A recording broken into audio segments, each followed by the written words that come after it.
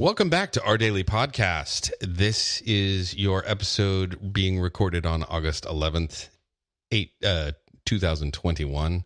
Yeah, I'm still not there. I still have to fight the urge to say what episode number it is, even though I don't know the episode. I'm your host, Peter Pope. I am joined tonight by David Fankhauser. Elliot Coffey is off. He had some business that he had to attend to, and given the news that dropped today, August 11th, we felt that we had to go ahead and record, and we got Coffey's blessing to record without him. So we're here. Fank, brother, how you doing? I'm good. We need to figure out some sort of like a cold open situation here. Yeah. To get you past this number hurdle. Mm-hmm. It's clearly a crutch that you had. I did. That we need to get off them training wheels. Well, you know, that's a good point. We actually did back in the day. We did cold opens with Mark quite a bit in like season 2 of the show. Does Mark like to talk?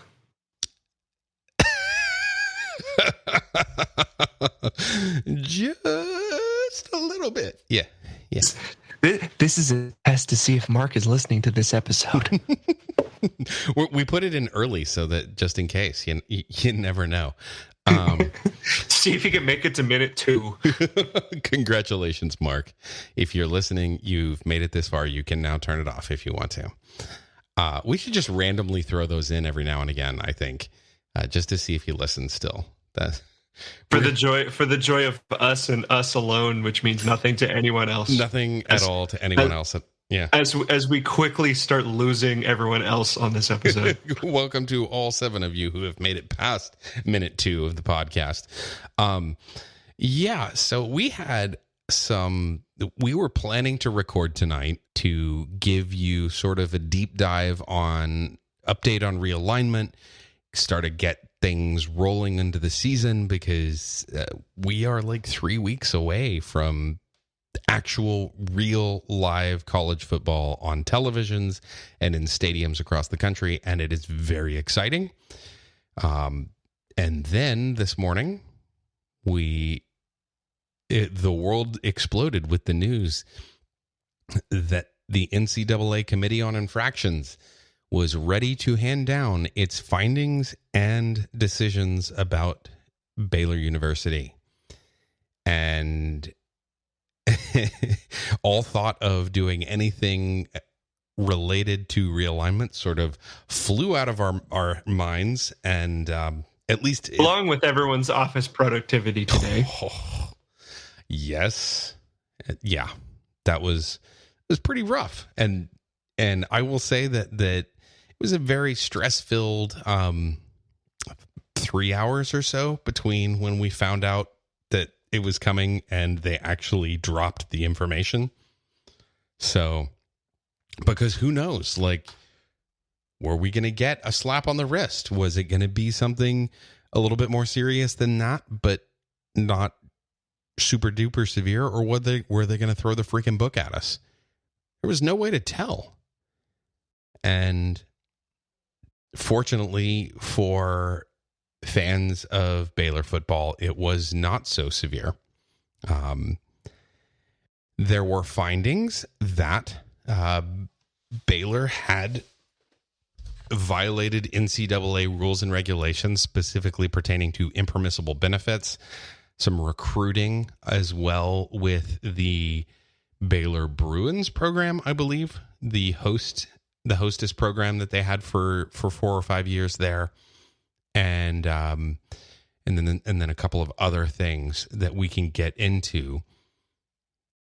And then they also talked about the fact that they're not a body that is meant to handle and respond to crimes, to sexual assault. And so they were, and they were like, that's not to say that the university didn't do those things poorly, handle those things poorly, that their responses there were improper. It's just that that's outside the jurisdiction of the NCAA. And honestly, that was my main fear, was were they going to be able to figure out some way to shoehorn in impermissible benefits to the athletes that were involved in the scandal? And they said, we don't see any way to, we don't see how athletes impermissibly benefited in the handling of that. And so we have no infractions. We find nothing that could be an infraction. And that, I think, is good news. Because do you really want the NCAA adjudicating that? Yeah, to me, there were two prior NCAA cases that kind of led towards how this ended up for Baylor. Right. The first one being Penn State, which happened about a decade ago now, and this was surrounding the Jerry Sandusky sex abuse scandal that cost Joe Paterno his job. And within a year after that came out, Penn State got absolutely clobbered by the NCAA. Right. 4-year bowl ban, 40 scholarships reduced, a $60 million fine compared to the $5,000 that we got. Which is that's like basically a traffic ticket on 35 for like extra speeding is all that is. Yeah. And Penn State didn't really break NCAA rules.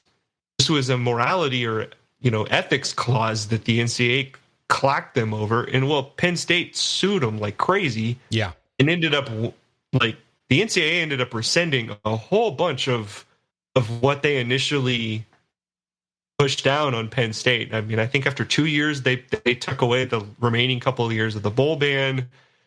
Scholarship reductions were rescinded. I think a fair amount of that fine got reduced as well. And I think the court of public opinion, and this all came out before our stuff even became public in 2015 and 16. Yeah. Was that if something like that came around again, the NCAA wasn't going to, hammer somebody like that again if it didn't really involve NCAA rules. Right. So there was that. I think the other one that, on a lesser scale, because the subject matter is a lot different, but I think is worth noting here, is with North Carolina. Yeah. And UNC's was all academics based. Yeah. But they had a pretty blatant program within the football and basketball programs, and I can't remember how far back this one goes, but